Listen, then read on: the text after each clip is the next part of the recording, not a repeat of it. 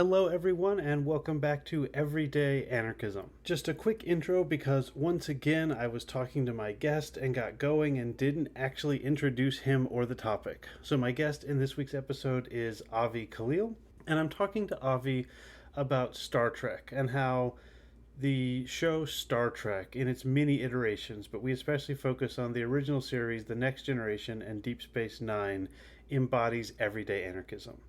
What's so fascinating is that I was working on an episode on this topic and never got around to writing it. Avi heard me talking on the Seriously Wrong podcast about everyday anarchism and then wrote a blog post about everyday anarchism as a good way to understand Star Trek. So, of course, I had to have him on the show so that we could talk about how he and I seem to have created the same idea independently. It's a really, really fun conversation coming up after the music.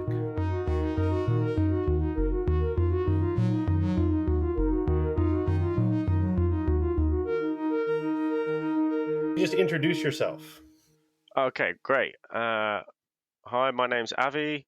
I'm an anthropologist. I'm based in England at the moment, and I was listening to a podcast that Graham was on, Seriously Wrong, and it was explaining everyday anarchism. And as I was listening to it, I was like, this makes sense of Star Trek. And I've watched Star Trek since I was a kid with my dad, and I think I've watched every episode of every series that's ever been made. So I was like, Wow. That far surpasses me. I've seen every episode of the original series, The Next Generation, the animated series, and Deep Space Nine. And then Voyager, I'm 39 now. Voyager was the one that was on like in my mid to late teen years, and Voyager was where I got off. It just there was so like, oh, the holodeck malfunctions again. I couldn't I couldn't take it. well, it's because I grew up in a caravan, and then when we moved into a house, we didn't have my parents didn't allow us to have TV, so we just had recorded VHS, Uh, and there was like Bible stuff, Star Trek, and anthropological documentaries. So it was like, Oh, that's fascinating. Star Trek, there were no anthropological documentaries in my house, but the Bible and Star Trek were two very important documents in my childhood. It's amazing how generational Star Trek is, and it remains to be seen if anyone is getting into this new era, Discovery, Picard, Strange New Worlds. I think Lower Decks is the fourth one. Like there's a new era of Star Trek, and as near as I can tell, no one is watching it unless they've already been invested in Star Trek. The original series and the Next Generation widely captured people who had, obviously in the original series they hadn't heard of Star Trek, but people, it was, there was just energy. It's hard to explain to my students that just in like 1993, if you were talking to someone, you could assume that they knew who Captain Picard was, and definitely that they knew who Kirk and Spock were beyond just names. And Star Trek is not is not that in anymore, and maybe will never be again. And that's fine. I'm not mourning it, but it is yeah, a yeah. fascinating thing Well, for that people to was understand. it was after listening to that episode with you, I happened to put on. I'm not like a super fan of the current ones either, but as you say, I bought into it, so it's something to pass the time. And I was watching one of the new iterations, Strange New Worlds, which is based before the original series and is trying to appeal to that vibe, essentially, I would say.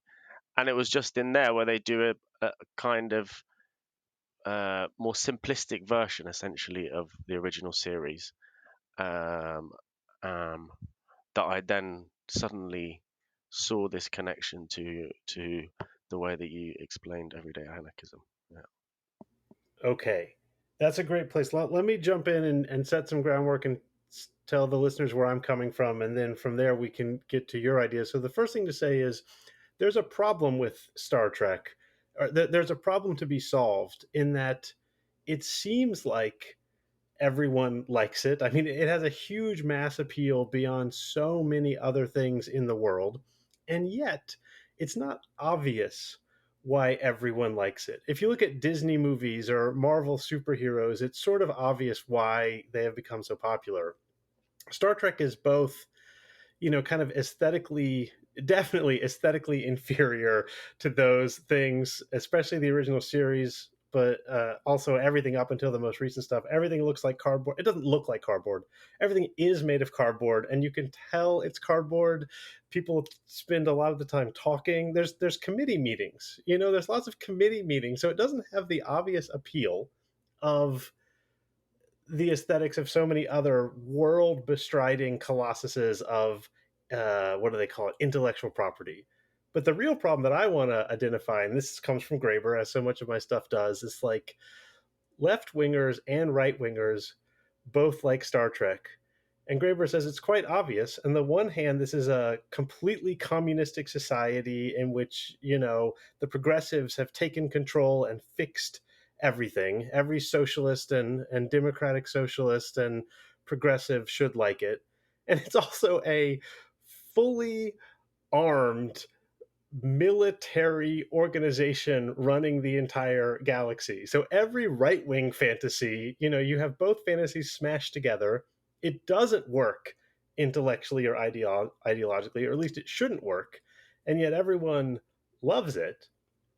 And my theory is that it's because actually the deep beating heart of Star Trek lying underneath both of these pseudo ideologies, the kind of bureaucratic communist one and the and the bureaucratic military one, is this concept that I have called everyday anarchism. And I outlined a whole episode about what we really like about Star Trek is everyday anarchism, and I never made it. I didn't have time.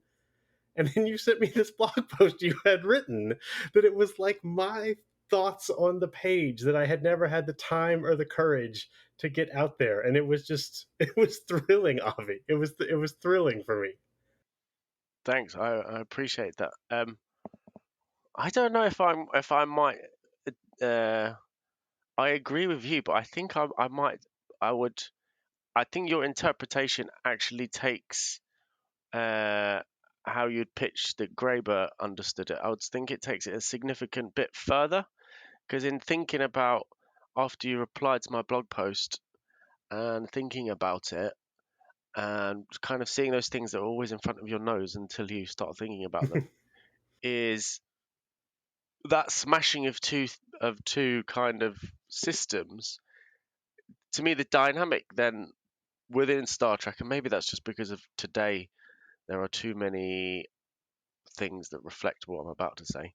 Um, is that it's very neoliberal. It's almost pre-neoliberal in the way that it works, and then the entire series is about exactly what the anthropologist Margaret Mead said about, never doubt that a small group of thoughtful, committed citizens can change the world. That's essentially you have an enterprise, which is a small group of people on one ship within this mega fleet, and they're actually saving the Federation from itself every other Yeah. episode. And it's just like, okay, so this is the the that's the appeal of realizing of feeling that, or maybe just even sensing it somehow. I'm not sure, but Well, let me just jump right in and say I completely agree with you. When Graeber says, it's got this fascistic overtones and it's also got these communistic undertones and that appeals to everyone, I would say like so far so good, but that doesn't actually capture he's taken a quick first pass at how Star Trek can be so appealing to so many groups of people, and he has identified what I would say is a flaw or a dialectical opposition at the heart of the show, but he hasn't worked through. I mean, he doesn't try. I mean, it's like a he hasn't watched paragraph. as many episodes as us. I think I think that I have no doubt, Avi, that he did not watch all the episodes of Star Trek that we have watched, and so he just he throws this out there, and it was on reflecting, trying to solve this. He poses the problem. He doesn't offer a solution, and I think it's this. Yeah, even though there's both this communistic side and this militaristic side. It's actually just, when it comes right down to it, after everyone gives their speeches and says what the values of the Federation are and the rules and the laws, Kirk or Picard or Cisco or above all Spock just does the right thing in defiance of the rules, and it works out, and you get a happy ending. And the supposedly bureaucratic strictures that are binding these people are shown to be every bit as solid as the cardboard sets, which is to say, not solid at all, and they will get torn up every episode. Yeah, exactly. Something else I noticed, so I thought I'd go back and watch the very first episode before having this chat with you, which is even pre-Kirk. Yeah. There's one episode without him, and then watched a bunch of rest, and it repeated the same pattern. And I immediately realized in sense of constructing that both bureaucratic communism and fascistic element that you put, the kind of infrastructure and technologies are really beautiful metaphors. So you immediately have the system that reduces you into an aggregate of particles and then moves you to a different place, which is like a perfectly expressed idea of neoliberalism, which is just everything can be reduced to individual kind of uniform particles with no particular identity and can be shifted over to somewhere else through some kind of digital transfer process. And I was like, the entire infrastructure is built on that. And even in that first episode, the very first conversation that happens is between the doctor and the captain. And the doctor goes, I'm not going to be a doctor. I'm going to be your bartender. And I'm going to give you a drink. And he breaks the rules straight away. He's like, we can't have a real conversation in this bureaucracy. I'm never going to get to your issues. So they crack open a drink, have a drink together. And then the captain at this point is Captain Pike. He's just like, I just can't take it anymore. I'm having to make these absurd decisions between do 5 people die or 100 people die. You know, the stupid trolley problem. Uh, and as he himself articulates it, he's like, this is an absolutely absurd situation because I can always see a third or a fourth way to solve the problem. And then throughout the rest of Star Trek, you see, you know, the one I mentioned before, the maneuver. Each captain somehow has a special maneuver. Like there's the Kobayashi Maru one that Kirk has, and it's designed that you can't win. So what does Kirk do? He just cheats. He goes and reprograms the exercise before having to do it. And it's like there are other ways out. And then I started thinking about that silly trolley problem, and it's like it never you're never allowed in these absurd philosophical experiments to say, well, can you have a conversation with anyone else within this with this situation and maybe come up with some. No, you can't do that. You just have to pick between the bureaucratic options. um, anyway, and then I realized through some of the examples you mentioned about everyday anarchism is what is keeping uh, what is helping people to survive are essentially all of these informal agreements and actions that are happening in the cracks. Otherwise, the kind of federation, which is the nicest term that they use because everything else is frontiers and Yeah. boldly where men go, and it's like, oh, federation, that's a nice one. It's the only thing that keeps it together.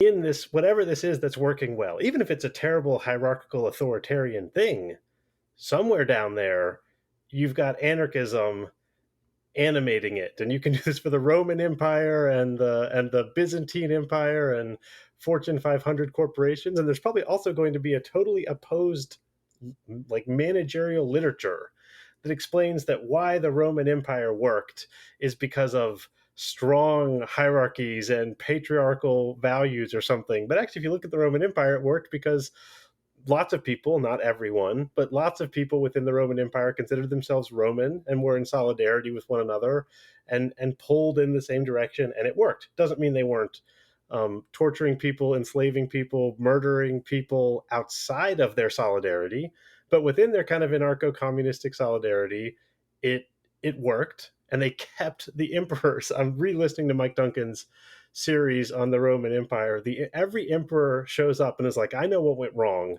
and I'm going to set up a new set of rules that will last forever to assure that the crisis that led to me becoming the emperor never happens again. And those rules, like if they last 20 years, it's astonishing. The rules fall apart, but the Roman Empire endures, and it's because it's this other thing. And I think that's what's happening in Star Trek. Would you say, you're making me think now. So, a friend of mine in London used to attend gentlemen's clubs. Um, and so I went along with him in my early 20s as his guest. Um, and, just pay attention to how it's working and what's going on. And being surprised at some of the people there, you're like, wow, okay, so you're in charge of the entire franchising of the railway network, or this type of. Uh, it was literally what you call the fat controller from Thomas the Tank Engine. But there was all these kind of people. Firstly, all of the drinks and food is like free or subsidized. Right. It's really spacious in one of the most cramped parts of London, and the conversations. There's like a flip between a conversation where we don't talk business, but the entire conversation is like basically the business conversation without the formalities that they might engage with in an email conversation or around a business table. So it's just very informal conversation about how you're going to make this decision. And when I saw that, I was like, these people really kind of, I guess, that's why I'm wondering, would that be a kind of everyday anarchism? Because when I saw that solidarity at that time, I didn't have this language of everyday anarchism that you've given me. Um, I used to think when I'd go back and do activism at university on campus and think about our groups and how we would get along and the kind of face-to-face socializing. And I was like, the people in that gentleman's club sometimes were better Yeah. at doing that internal solidarity. And I was like, man, we need to get better at this. I would absolutely describe that as everyday anarchism. And in some ways it's so much easier to be an everyday anarchist when you're very comfortable, because which again is a part of Star Trek. They're all comfortable. No one has to worry that they're going to starve, and we'll get to the meritocracy in a bit. No one has to worry that they're going to get fired. The obvious example as an American is to think about the United States Senate, which at various times, they've like come to blows with one another, especially leading up to the U.S. Civil War. But up until relatively recently, everyone in the Senate was more or less friendly and palled around with everyone else, and much of the work of the U.S. government was done. The Senate passed legislation for hundreds of years, and it sort of stopped doing that. And it was because the senators were sort of all in solidarity with one another, and they might represent people who hate each other, and they might sort of publicly hate each other, but then they would sit in a meeting and they would be like, yeah, Tom, I really need this bill, and Tom would be like, okay, fine, Henry, as long as I get this. And then they would shake, and then they would go have a drink. And so there was sort of everyday anarchism animating the Senate. And of course, those bills they were passing might have been the expansion of slavery, right? Like completely incompatible with the idea of anarchism. But the institution itself worked because it had this ethos of anarchism.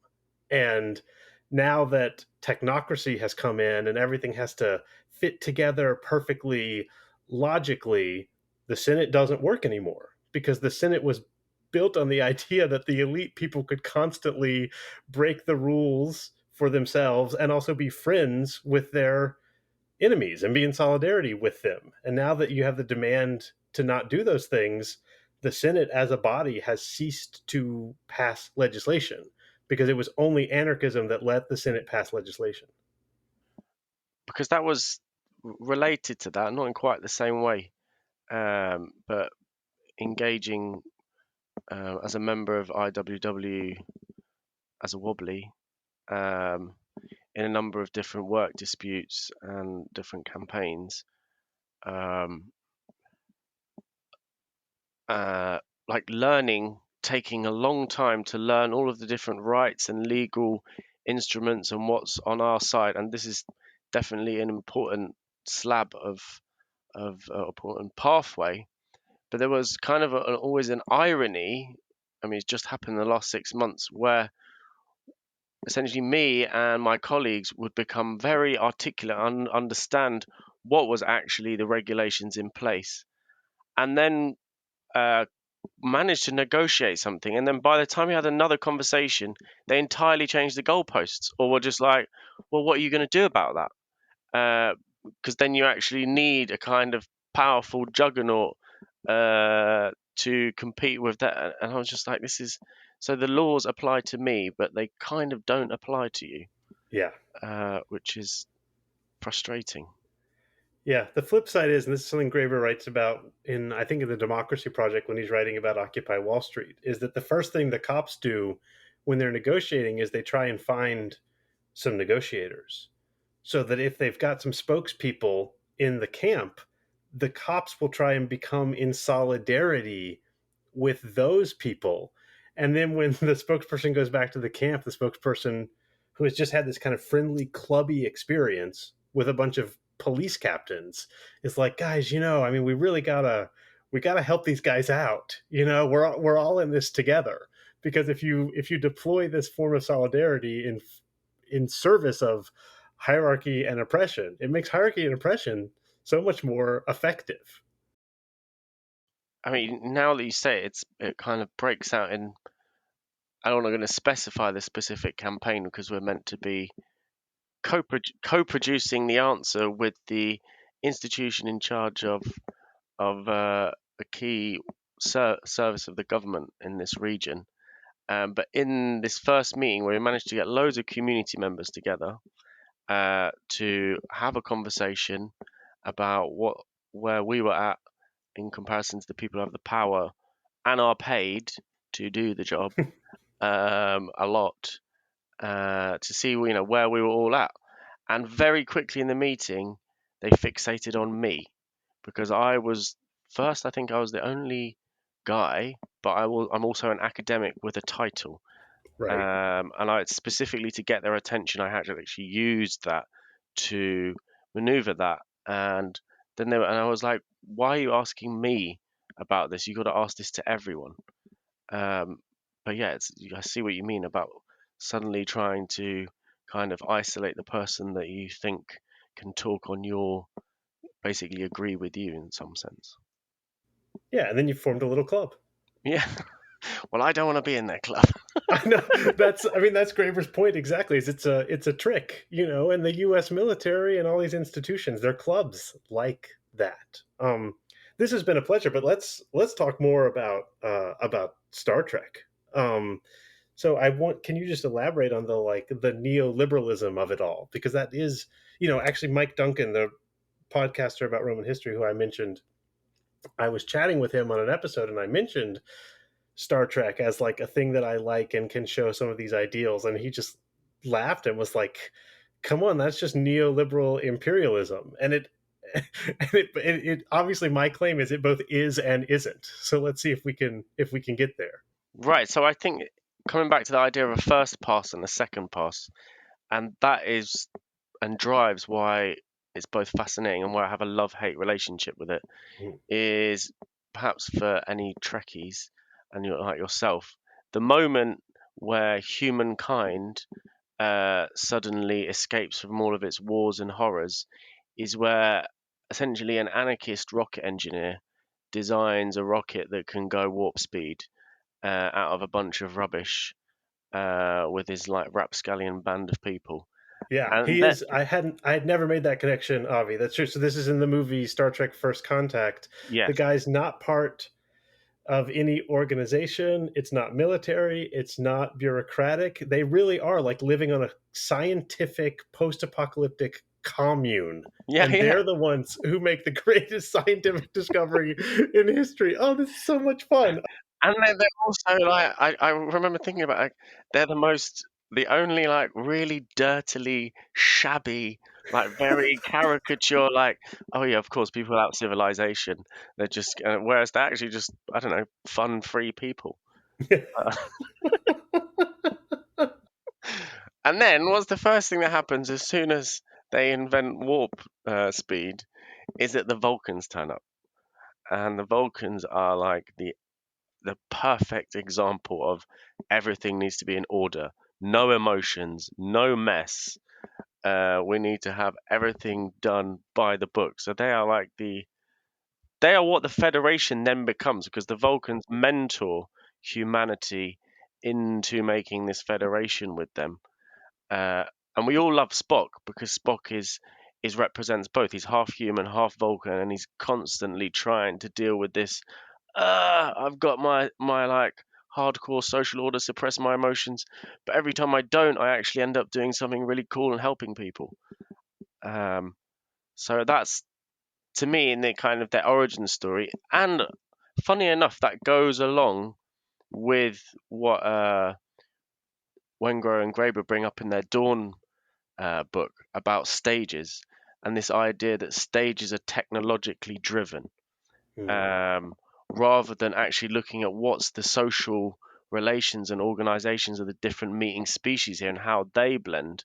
That is actually implicit within Star Trek, but it puts at the forefront the technological aspect, which because that represents that ideology. So I think in the first pass you only see that, but in the second pass you start to see something else, um, and that would bring to another last point I would have on this, which is, yeah,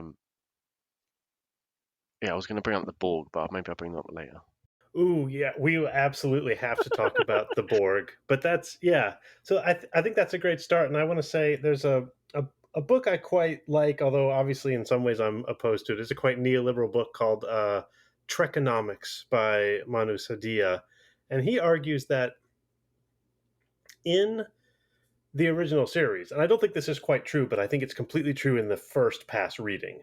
In the original series, everything is kind of chaotic. Like, not just that Captain Kirk is chaotic, but actually, I'm not even sure if they use the phrase Federation in the first series, or maybe they use it once and they call it, they sometimes say Starfleet, and they sometimes say Mm, like the organized worlds. Like, they haven't even, it was a 60s TV show that was coming out once a week. They haven't figured out the world, but especially the characters are very, very human. Spock is sort of an outlier. And Sadia's argument is in the next generation, every character who's on the Enterprise is supposed to, in some ways, have adopted this kind of Spockian mode. So if you have there's a classic Freudian explanation for the triumvirate in the original series. There's the ego, the swaggering ego of Kirk, and then there's the pure id, not in a negative way, but emotionally of the Doctor. You know, Spock is the super ego always saying like, "Oh, well, this is logical," and Bones says, "My God, Spock, you're talking about people's lives." Like he's just feeling it, you know, and in the next generation, at least on the surface, there's been like a complete neoliberal imagination, and every main member of the Enterprise has that kind of Spock mode. No one ever says, "My God, have you thought oh about the emotions of it?" Even the ship's counselor is very, yeah, go ahead. no, I was just going to resonate and say they then introduce a counselor. They professionalize and Yes. order that need for the. And her job is sort of to work through their emotions so they don't feel them anymore. She's like an anti-emotional counselor. It's very professional and neoliberal. Like, please purge your emotions so you can be a Vulcan. We must all be Vulcans. And the Kirk character, the Kirk analog, is no longer in charge of the ship because you couldn't have a chaos agent in charge of the ship. It's this guy named Commander Riker, and he's, big and he has a beard, but he's every bit as, most of the time, except when he falls in love with an alien or whatever, but he still never breaks any Federation rules whenever he fucks any of these aliens. Most of the time, he's more straight laced and narrow minded than Spock is. It's like there's been a complete Mm. neoliberalization and professionalization of everything, at least on the surface. Yeah, yeah. Well, also on the surface, the bridge. I always find the bridge in the Next Generation amazing because it's like a sofa lounge. I like this is the most. This is. I don't. Is it like an office, or is it like a lounge in a bank, or like I don't get it. Like what's going on with this thing? No, it But it does. I think lounge in a bank is perfect because the chairs look kind of comfortable and padded, but they don't look like you would have them at your home. It's a very no, no. impersonal space. Yeah, yeah, exactly. That's like it's impersonal but comfy, and then there's just loads of screens with numbers like floating about and trying to make magic out of the numbers. I was like, Another perfect neoliberal metaphor. We've got all these numbers. We've got to do something with them. but then they exit that room and then they go to a side room with an essentially roundish table, and then Yep. they actually sit around that table, and that's where they actually make any decisions because they, like when they're on the bridge, there's the chain of command. Got to do is no one can defy the captain essentially. But then they go and have like a little chat and work it out in the side room and go, "All right, fuck, we should probably do that." Then come back and then, let's do this. Now you're making me think about it. It's like structured in the space in an interesting way. Yeah. Yeah, no, it absolutely is. And they also go to a bar sometimes, although they don't drink real alcohol. I mean, there's all this ways that it's like the show has created this fantasy, this hierarchical military fantasy, and then it flees from it constantly. It literally moves to different rooms. And then you focused on Spock in your blog post, but my focus in the episode I was hoping to record was on Picard, because if you look at Picard's record, and I didn't watch many episodes to prepare for this, he defies Starfleet and the rules and breaks the prime directive as frequently as Kirk does. And if you have these nerd conversations that I have, like, oh, which captain do you like best? People often say, like, oh, Picard. Kirk couldn't really have been a captain. He didn't believe in the prime directive. He didn't follow the rules. He was just kind of a joke. And it's like, well, have you ever actually watched any episodes? Because Picard breaks the rule. I mean, the end of season one is that Picard discovers that Starfleet is being run by tiny parasites and all the admirals are evil, and he flies in and kills all the admirals. Like, that's literally like the end of the season is the captain goes in open mutiny against Starfleet. And then at the end, they're like, and this was a good mutiny. This is the right kind of mutiny.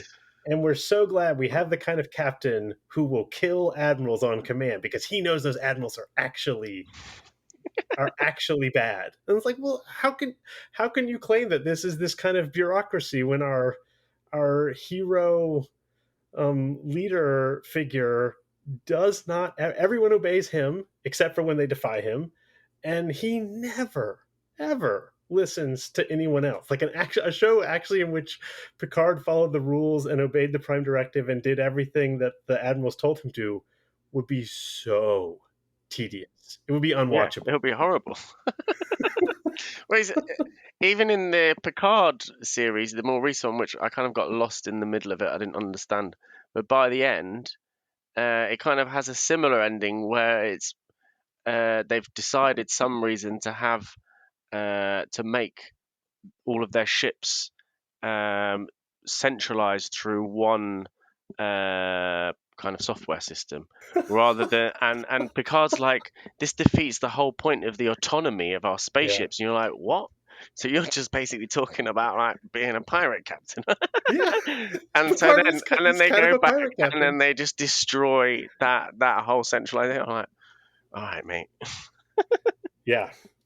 Well, I've got a few more ideas, but this brings us to the Borg, because one of the dangers of Star Trek: The Next Generation, if you don't pay attention to how chaotic Picard is that the Federation can look like a really, imperialist project in which no one has any choices and all individuality has been drained. Again, if you actually watch the episodes, that's not the case. But the political structure, if you like described it in an encyclopedia article, would make it sound Mm, like there's no mm, individuality and it's just endless neoliberal corporate tentacles spreading throughout the galaxy and making everything the same.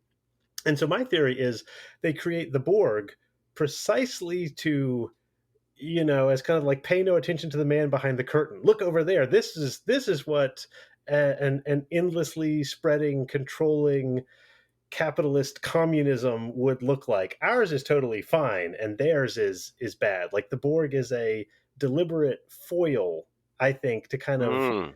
throw what the Federation is actually like, or kind of to hide what the Federation is actually like. If that makes sense. That was pretty unformed, but No, just no, I if you get you can. because I've always tried to work out. There's a quandary with the kind of development of the Borg across series for me because they start out as an interesting thought experiment where um, they are decentralized, but Mm, their concept of decentralization is essentially to be uniform. yeah, Uh, the idea of assimilation, right? So it is about the aggregate again, about all of these kind of identical, homogeneous goo, and they're scary because they don't have a kind of central nervous system that one little team of people can go and deal with.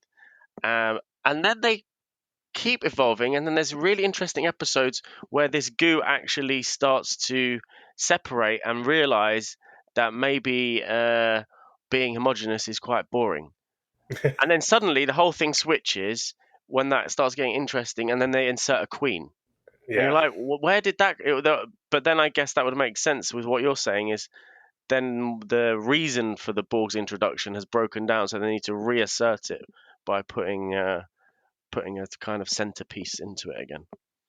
Yeah, I think it's clear in one way that like the first pass reading is this is an example of why capitalism is good and why Soviet style communism is bad. Like the Borg is the Soviets, and if you can take someone away from their Soviet indoctrination, they can be good and happy. That's kind of how it begins. But then by the time they bring the Borg in, it's clear that the enemy is sorry by the time they bring the queen in, it's clear the enemy is no longer the USSR. This is the late 90s. We're Mm, not, the Western world is no longer quivering in fear of capitalism. So dictator over some poor people. exactly, that's exactly my reading. Yeah, how boring.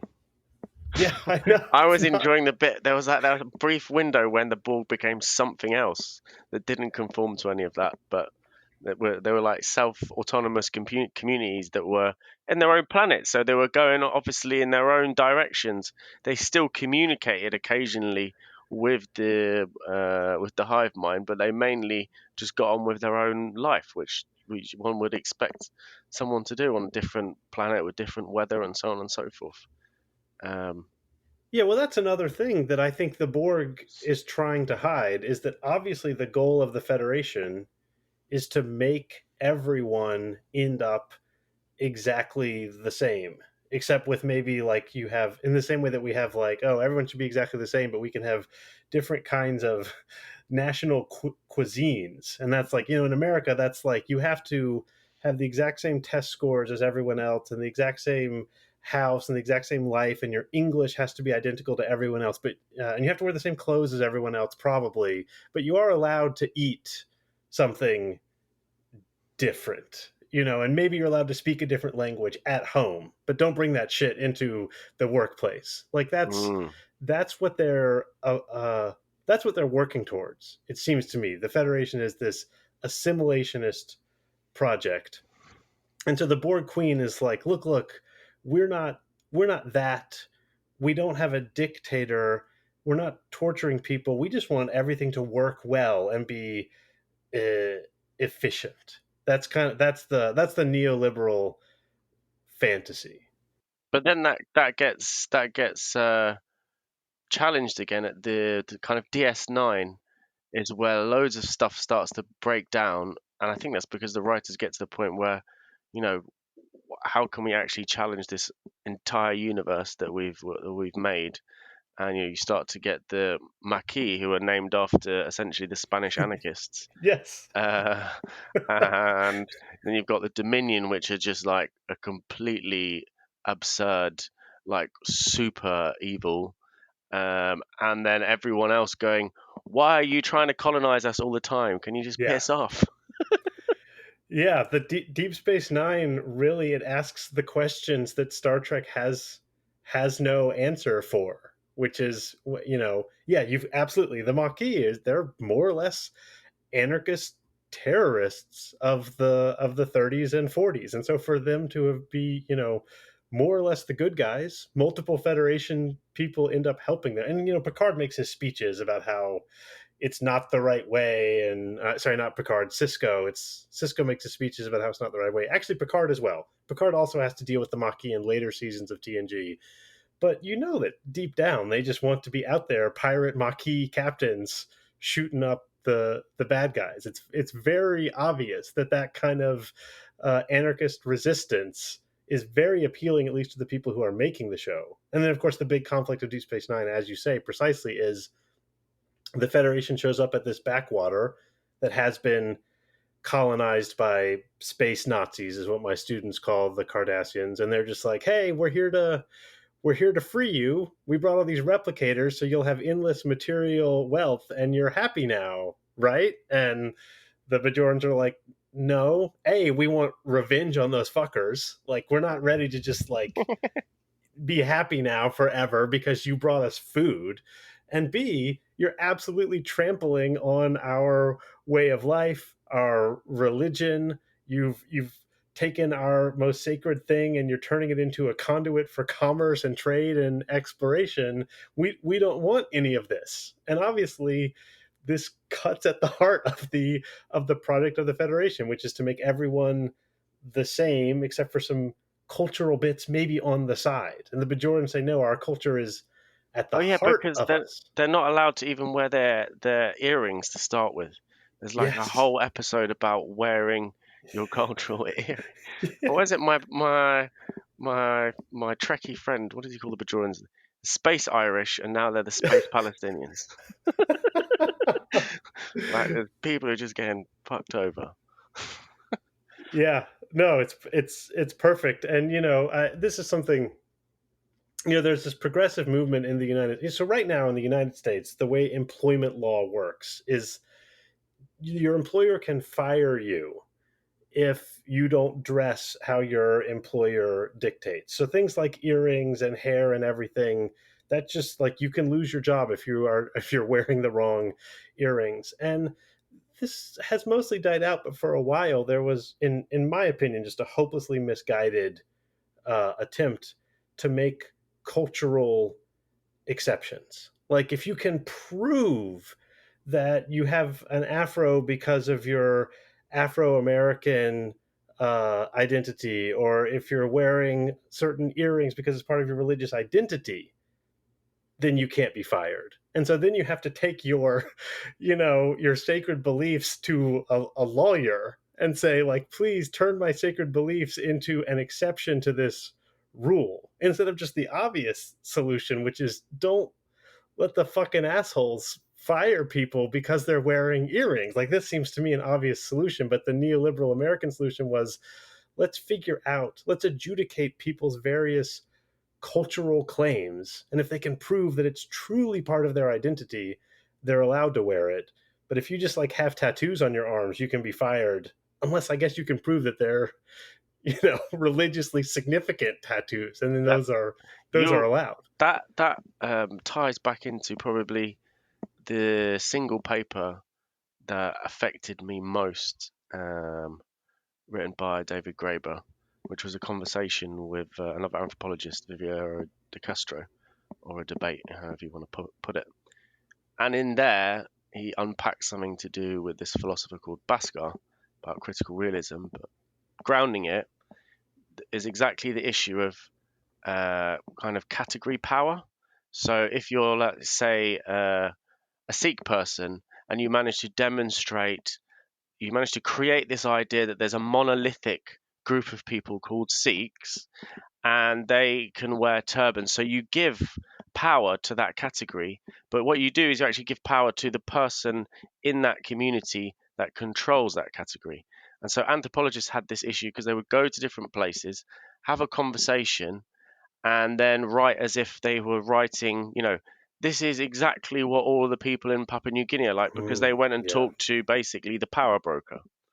Um, but then within Graeber's paper, he's like, there's another extreme to that, which is where everything is relativism. So then it's suddenly, oh well, there is no culture, and Yeah. there is nothing shared.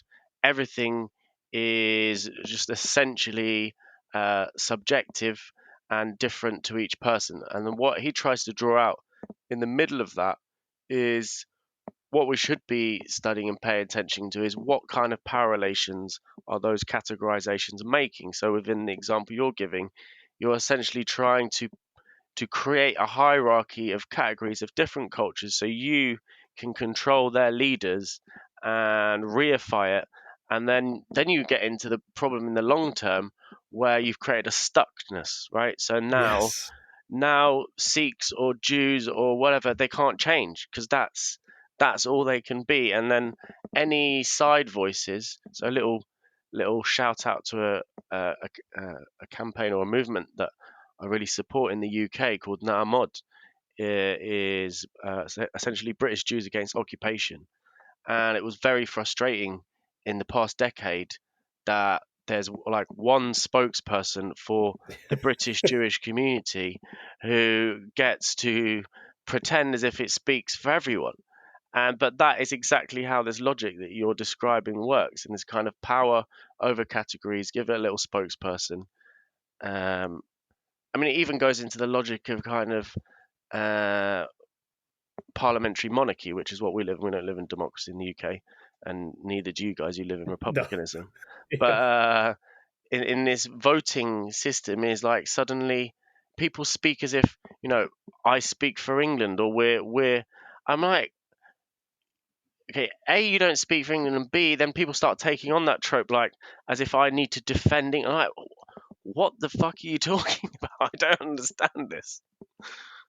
Yeah, another, I don't know, this pops in my head. Maybe it's irrelevant, but I'll just say it briefly. There's this great controversy of what to do with these so called Benin bronzes that were stolen from, quote, Nigeria. Mm, Except, Nigeria didn't exist when they were taken from that place. And so some people are trying to give them back to Nigeria. And my understanding is the most recent decision is they are going to give them back, and they're going to give them back to the Oba, the monarch of Nigeria, sort of, who now supposedly has a more or less ceremonial role, but is about to be given personally for his own use. And I think he's promised to build a museum or whatever.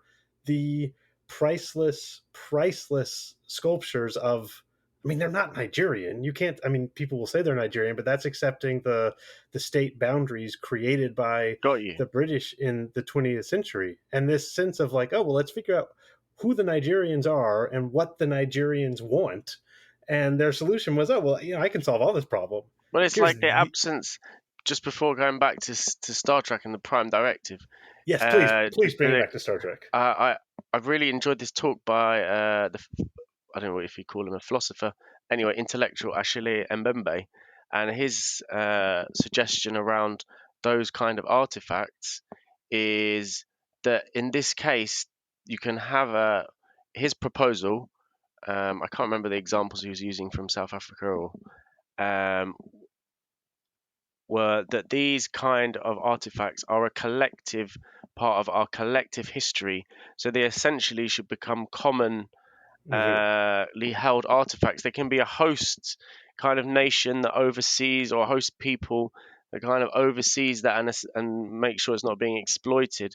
But this is no longer, doesn't belong in the US. It doesn't belong in Nigeria. It doesn't belong in this place. It essentially should be something that is available to everyone rather than the now uh, Oba or king of Nigeria. And that's what happens in the Prime Directive in Star Trek, and why the Enterprise understands it's absurd is it goes along and go, well, It's rooted in the idea of natural stages of evolution and that you can't interfere. And then in every episode, they realize how absurd that is because, like, a meteorite comes. It's like, yeah, planets exist in an ecosystem of other planets. Uh, and then they also notice, well, there's power relations on these planets, and there's probably sometimes there's fascists or sometimes there's not.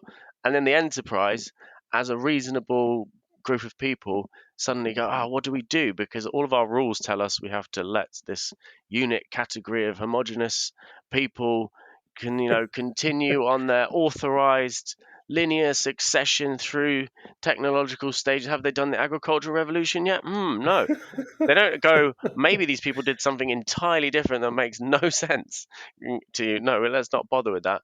And then the Star Trek crew always end up working out, okay, yeah, there's power relations here, and we're going to try and work out who actually needs our mutual aid here. Yeah. And because they're not assholes, they don't end up going, let's just support the fascists because they're conforming to Yeah. what we think should belong there. Yeah. But then they get taken back to the Central Federation and they get chastised and told off. But this is my one question I have for you, and I raise it at the end of the blog: is does this create a kind of prototype for superheroes? In the kind of, okay, so if there are a group of people who have got some good solidarity, but then they start to become special ones, you see it in a parallel series where it deals with it quite well. One that I know Graeber really liked, Buffy, where they also have this problem of like special people, because Spock has that special people element about him as well, and Worf as well to some degree. But I don't know. Yeah. So, first of all, I just want to say briefly, we should head towards the end, but I do definitely, if like the Benin Bronzes thing had come up in a Star Trek episode, what would have happened is they would have been arranging to give the bronzes to the Oba, and then like while they were doing it, some terrorist would have run in and shouted and shot something, and they would have beamed off, and Yes, then they would have learned that it was more complicated than that, and then they would have solved it precisely as you say yes. by creating some sort of new institution that shared the bronzes with everyone, and they would have told the Oba off, and then the admiral would have told Picard off, and Picard would have been like, I must uphold the values of the Federation even when I find it and then everyone would have been happy. Like that's exactly how it would have worked. Oh my god, that is a perfect example. Yeah, we need that episode to be made. Yeah, well, I'm not making any episodes of Star Trek, sadly, but honestly, Avi, if we could make it up. Like we could, if we grabbed plot points for 3 or 4 actually existing episodes, we could just honestly, you could probably just cut episodes together and make this episode That's exactly. true. Yes, All the yes. elements are there. Um, but otherwise, I think you're absolutely right. This is fundamentally a meritocratic show. It's so meritocratic that we don't see. I mean, in Deep Space Nine, Cisco visits his father who has a restaurant. Otherwise, the only really normal people I can think of that we meet, maybe Worf's parents. I mean, there just aren't normal people. The one time we spend a decent amount of time back on Earth, we meet Picard's Thorovian brother who has refused the world, and is making wine, quote, in the old ways, which is to say like 17th century ways. Like he's not like an anarcho-primitivist, but he seems like an anarcho-primitivist to them. And the idea of us going to actually just a regular old city and seeing what a normal person's life is like in the Federation, the show like can't imagine. Like if you want to get like Freudian about it, that's been repressed, I feel like, because this is about the special ones. This is about the ones who break the rule. They're the winners, and because they have won by following the rules, they've gained the right to break the rules. And any version of back on Earth, I feel like there's so many ways that it could go wrong. It could be like a Lotus Eater situation where everyone is just constantly in the holodeck. That's one of my buddy's theories. Just everyone is having sex in the holodeck constantly, and like they think the Starfleet people are losers for ever leaving the holodeck. It could be obviously a Stalinist or fascistic terror in which like people occasionally speak up and they say the Federation is wrong and they get like mind wiped or something like that. they don't seem to be able to imagine what a world would look like for not the special ones. And I think this takes us back to where we started. Mm. It's like the club you were describing that's quite anarcho communist on the assumption that everyone there deserves anarcho communism, and it's other people who need to be whipped, who need to be chained, who need to be put into debt, who the rules bind. So basically, an underdeveloped sense of how to deal with others.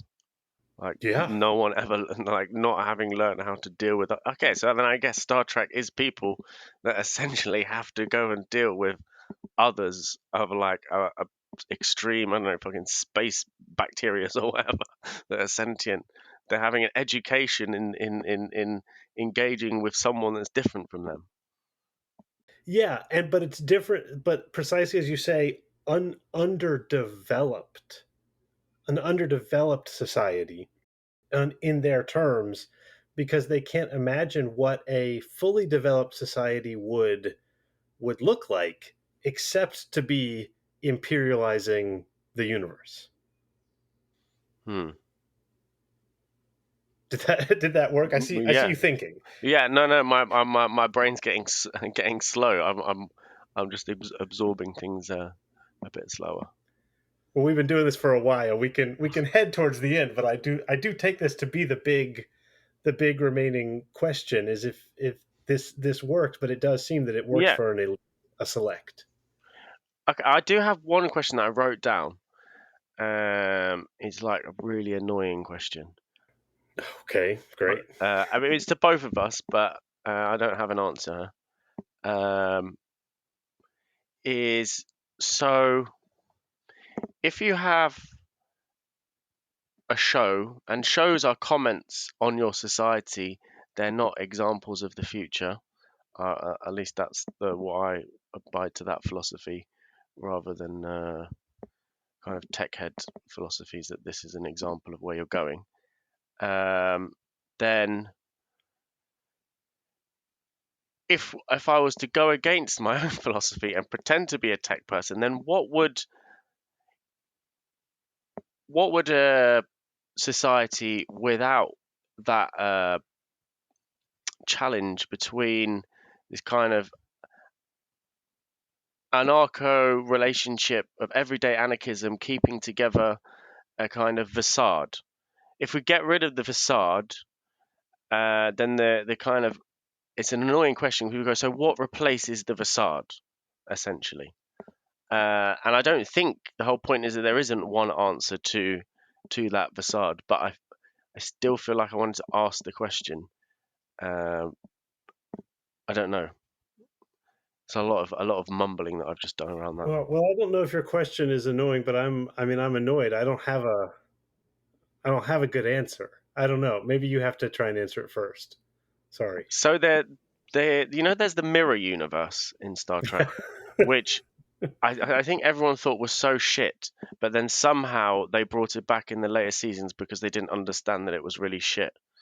Um, so for people who don't know what the mirror universe is, it, it does that kind of step of trying to make the Federation seem normal by going, okay, what if everyone was totally self-interested? And yeah, it is completely absurd. um, and but so then it's like, well, that's not the to me that isn't the kind of uh, different place. They're presenting that as a different place as a kind of fear to me. So what is another mirror universe? I guess is what I'm going. A mirror universe where people do want order. There are like Vulcans around, and that's important. But broadly speaking, is that everyday anarchism is the in the major position to the minor position Hmm. of I don't know if it's a good way of framing it, but it's So I have a really short answer that you're not going to like, which is this is Ian M. Banks's series, The Culture novels, tries to invert this. The sort of like imperialist colonialism helpfulness is the minor position, Mm. and then the day-to-day life is anarchism. It's a flip of the two. I don't know if you've read those novels. I've I not, highly no. recommend them. Okay. There's like 11 of them. The first one, skip the first one. I guess it's a recommendation to everyone as well as Avi. So the Player of Games, and in the Player of Games, actually, this guy who lives in this anarchist society. That's also the most, it's an analog for whatever the United States or the Western world. It's the imperialist superpower of the universe, but it doesn't go around imperializing overtly, but it does precisely as you say, the enterprise people do try to nudge other cultures in a useful way to help the people who have less power within those cultures. And this guy, he's a player of games, and they find a society that's hopelessly corrupt and authoritarian and autocratic, but the way that the leader keeps his power is by winning a chess type game. And so this bunch of anarchists is like, well, let's just throw one of our guys in there who's really good at this game and see what happens. They don't go in and Mm, kill mm, the mm. emperor. No, I'm loving this. I've got to read that because you're making me think, grounding my thoughts in anthropological literature around the idea of liminal spaces, ritual spaces, and everyday spaces. Yes. And so there's something in my. I went to. It's the a book called Why We Play, which for anthropologists is really fun because it's full of loads of ethnographic anecdotes. But a key message I got from it that then came out in my thesis, which was on hunting and sports and games, was broadly speaking, uh, you have some kind of societies where your ritual space or your time off, your pastime, your leisure space, these are places where you naturalize the social order of your everyday Yes. life. But you Yes. can also have societies, at least that's what anthropologists come across, where you actually denaturalize your social order. So it's like we need to have some rules, but we need to be reminded that these Yeah. are not natural rules. And so we kind of mock them or have a little play about with them. So everyone is reminded that these are kind of agreements. Um, and that's whenever I'm looking, sometimes you can watch the same, I feel, I haven't, that you can watch the same game played in two different societies, but it's doing completely different work. It's like an odd. So the one you made me think about chess. It's like you could be playing chess in two different societies, and what the chess game is doing can be completely the opposite. It could be naturalizing, or it could be denaturalizing. Anyway, that was my thought. No, I think that's great, and we've been talking for more than an hour, so I think that's perfect. I'm going to mention that Wittgenstein talks about this as well, but not pick up that Oh, because we nice. don't have time. I really And need to then read that Ian M. Banks. yes, That so sounds look, great. I've got a million ideas for kind of bigger series that I might do on the show someday, and a deep examination of the Ian M. Banks universe, which some people think is just totally imperialist and fails to live up to the billing that some others of us give it as a successful anarchist society, and then others I think it's a successful anarchist society. So, just listeners, let's just say you'll be hearing more about Ian M. Banks from me at some point in the future. And I'm sure also you'll be hearing more from me about Star Trek at some point in the future. Avi, thank you for writing this blog post. Thank you for coming on. Tell the listeners where they can find more from you, and then we can sign off. Um, well, I have my half-baked thoughts published on my website, which is avikhalil.com. Otherwise, I tend to put articles on Gods and Radicals, which is a US-based site. So that's where you can check stuff out from me. All right. Well, I'll have links to both of those. And this was, we said we wanted to talk and have some fun. I don't know about you, but I had a lot of fun. It's fun. It's a game. We got to play this game with Star Trek. It's delightful. Yeah, no, and you've given me so many different. Well, first thing is Ian M. Banks. I've got to go read that. But yeah, just spiraling off different thoughts. It's going to take me a while to digest it all. All right. Well, when you've digested them, let me know, and you can come on back. We can do this again. Thank you very much, Graham. All right. Thank you, Avi. Such a pleasure.